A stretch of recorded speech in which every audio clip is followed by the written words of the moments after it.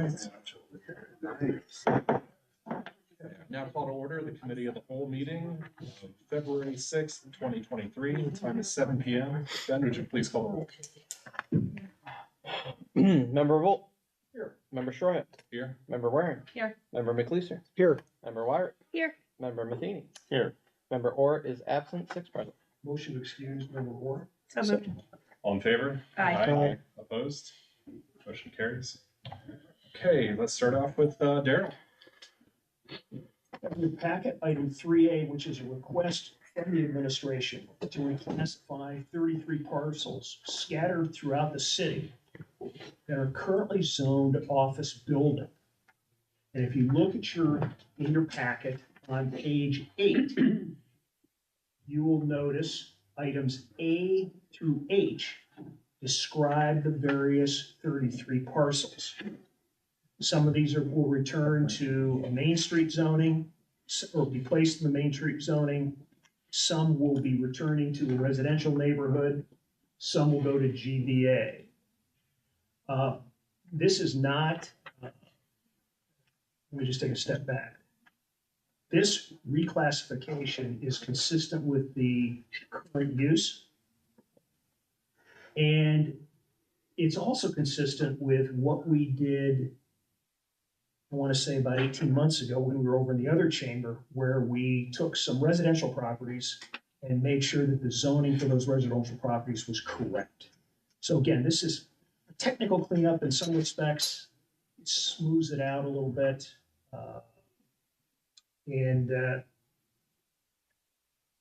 We think it'll make for a more comprehensive and better understood zoning ordinance. Patrick, do you have anything to add on this? I would just say that, it's been an internal process between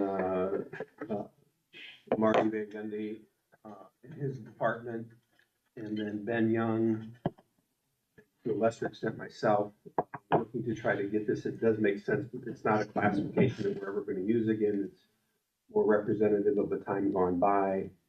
We would use some other different classification today, so let's just kind of clean it up. Ben, do you have anything to add?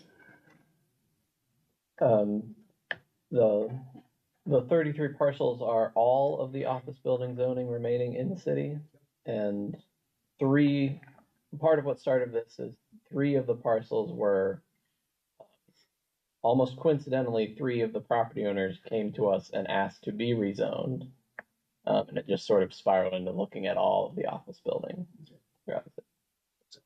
Citizen initiative. Mm-hmm. We'll be talking about that later. Council, we'll start down with Mr. Matheny. I'm good. I like the fact that residents came to us and that some of them are even going back to residential. So Good. Mark. Okay. Mr. McLeeser, you've seen this firsthand at your property, correct? Yeah, actually, before I was on council, my property was affected by the last change. So no, I went through this, it all makes sense. And yeah, I think we should move forward. Ms. Ware? Same. Mr. Stoyer? Good. Okay, I'm going to make a motion then that we send this to the Planning Commission for its review. Second. All in favor? Aye. Opposed? Thank you. Motion carries. And I have a motion and a second to postpone further consideration of item 3A until the conditions set by codified ordinance 11-8106. So moved. Second. All in favor? Aye. Opposed? Motion carries. Okay, moving on to Street and Alley. This is mine. This is our annual agreement to participate in ODOT's purchasing program for rock salt. We do this every year. We're doing it earlier because they usually give us very little notice. If we pass this now, then we are ready to pull the trigger at any time. We've done this for years and years and years. Pretty standard. Patrick, do you have anything to add to this? No, I guess I would just say that, it's something that gets put on our contract review system that we have, so we kind of know when things are coming. And we recognize that we do get very little notice from this state agency, and there seems to be a lot of that going around these days of little notice. And as a result, one time we had to react very quickly through council, and it makes it kind of difficult. And this typically was happening like in April, so kind of front loading it, like you say, to get this out of the way now. And then when they decide to release the program to us to involve in, we'll have this, put it in, boom, we're done. Thank you. Right. Any comments, questions? Just a comment for Patrick. It should be noted that one of the reasons we're doing this for the next round is that we have had situations in the past where we have not acted timely and found ourselves shopping for salt at the very highest price. Mhm. And so this is a way to at least reduce some of the fiscal damage should prices spike. But I will say, we've been really good about it for a long time. Yes. Mhm. I mean, I know since you've been in the I'm administration, going way and back. it's a long time. We have not had that issue. I think the last time we had it was when Earl Wise was the minister. Yeah, I swear. We buying it for an ungodly amount because we were late to the party. Okay, and we're gonna want to put this on emergency when we do it. So I will move that we put this on the agenda. Revolt will second. All in favor? Aye. Opposed? Motion carries. Okay, Before we adjourn, yes, is there anything else? there is nothing else. Would council indulge me for just a moment or two? Please. Sure. Should we have what first? Oh, go here. I want to talk. Can I get a topic first? Yeah. Here's what I don't wanna- say yes wanna without a discuss topic. tonight. I want to discuss what I call the price of lying. Most of the time when lying occurs in public forum, it's off everybody's radar.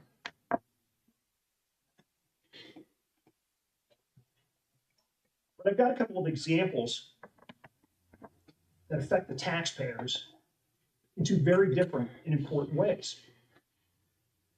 The first was that you may recall about a year ago, we had a discussion about behavior in this chamber. And I suggested that it seemed to me, in my opinion, using the simile like, was like political Munchausen's by proxy.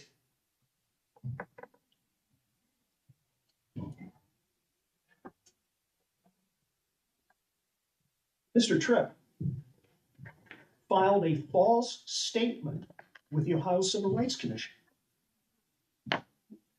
even though he attested that the facts were true in his statement. The Civil Rights Commission rendered an opinion, and I think it's important that I read it. It says there is no evidence that respondent, the city, me, made any derogatory comment or treated the charging party in a disparaging manner due to protected basis or made an assumption the charging party had a disability. Now, I think it's important to understand that Mr. Tripp declared under penalty of perjury the facts were true. They were not. Now, it's his prerogative to do that. He can file charges all day long.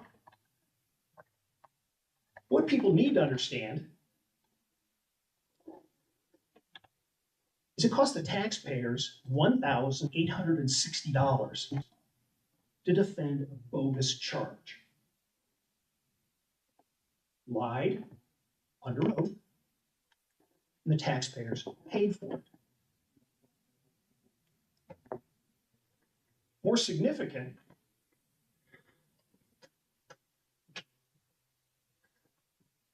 was the episode 2 weeks ago during our discussion of the master plan. Mr. Osborne, who's here with us tonight, brags about his 20 years of experience. 20 years. attends all the meetings.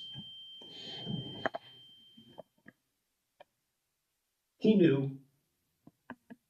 knows now, knew then, knew before the meeting. The council was nowhere close to rezoning 5th and 6th Street and Orchard. It was a marker for some future council. It was a lie. Now, what's the cost?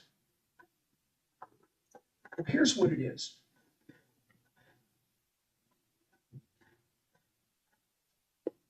"22% of the homes in that particular neighborhood are already rentals."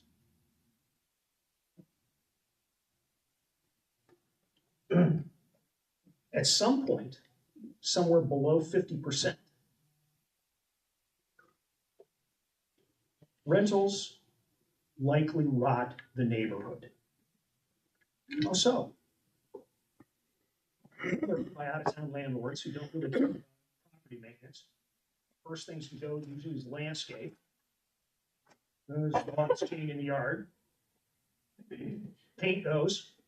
You drive around town, you can see it. And then the second part about it is that not only do the landlords not invest, because they have no commitment to the community. And if you doubt me, look at Canton. Look at Akron. You get on the auditor's website, Canton, and Stark County, and you can look.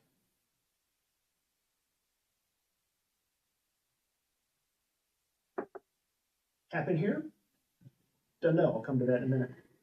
But the second and the most challenging issue is not only do we have 21%, so you're halfway to 50 already. 11 or 12 homes, 13 homes. And I can tell you by looking at the list, and I've looked at all the properties, some of those that are rentals are masquerading as owner-occupied because there's a little owner-occupied tax break that they get. I found a couple of them. The second issue we have is that oftentimes, exclusively, and again, I'm being general, tenants display behaviors that undermine the very quality of life those people who came up here cherish most. How do we know this? Because we have the police reports. Trespass, threats, theft, larceny, already showing up in our police report for that area.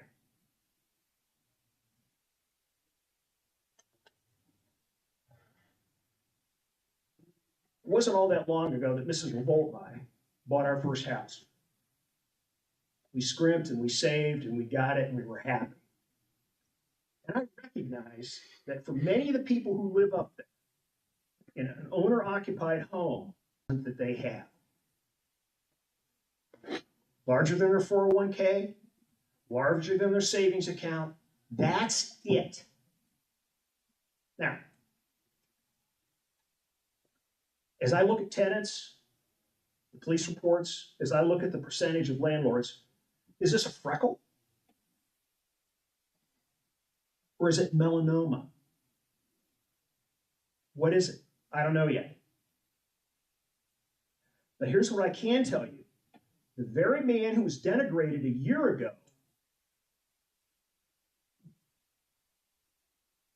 is accomplished in data analytics. And I think it's important that our citizens understand that we are beginning to merge all the data from rental registration, property code maintenance, police, etc. We're going to have a pretty good picture eventually. The preliminary one should raise our eyebrows.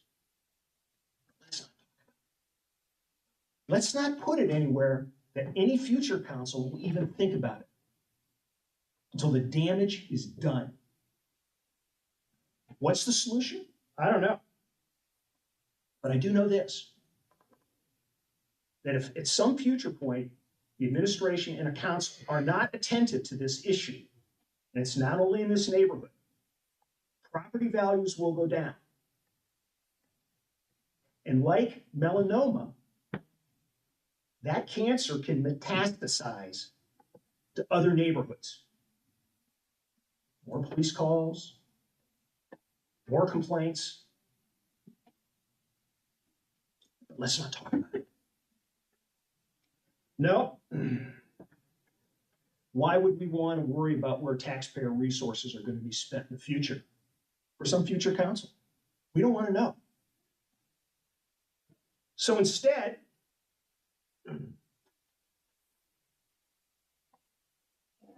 we're engaged in an outright assault on citizens. Boy, who said that? The plan will destroy well-maintained homes. I'm going to suggest it's the rental will destroy well-maintained neighborhoods. And of course, for drama, actively wipe off the map 100 homes. Well, it's actually closer.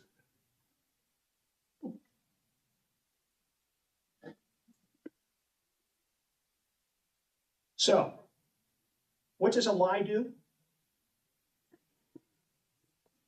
Those people up there who worked hard for those homes were asked to ignore the protection of their investment. Can I calculate the number? I can't. What I can tell you is this, is looking at home values in North Canton, they go up. Newsflash, they also go down. And if you're in the trough, that investment doesn't grow or in fact may diminish in terms of its market value, depending on who's on either side of you. How crazy is this? After the meeting, an individual called the city, said, "What are you guys going to do up here?" Well, nothing. Good. Property owner said, I'm going to convert my owner-occupied home into a rental. Think about that a second. So there's one more.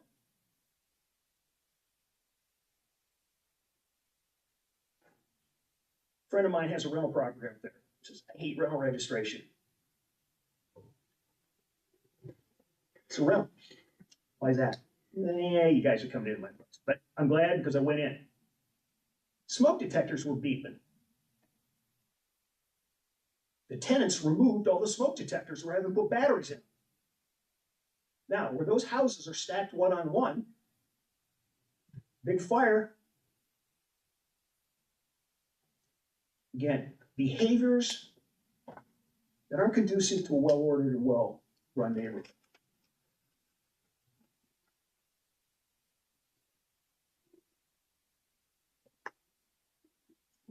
Here's the problem again. If you lie about this stuff, it's the homeowner who pays the price. It's not going to be anybody around this council. It's the homeowner. And I would submit to you that I find that conduct offensive. In fact, I even struggle for an appropriate adjective.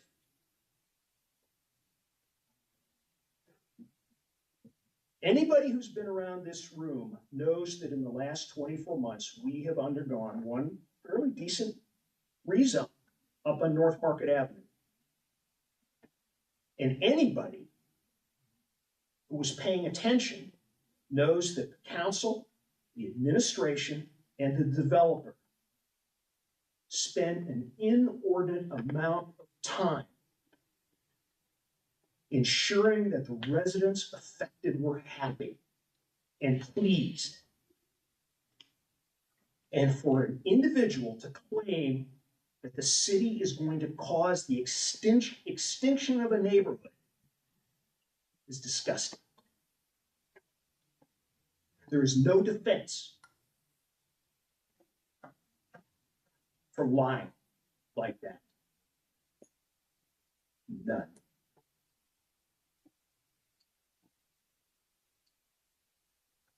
I'm done. Okay. Anyone else want to comment? We'll entertain a motion to adjourn. So move. Second. All in favor? Aye. Opposed?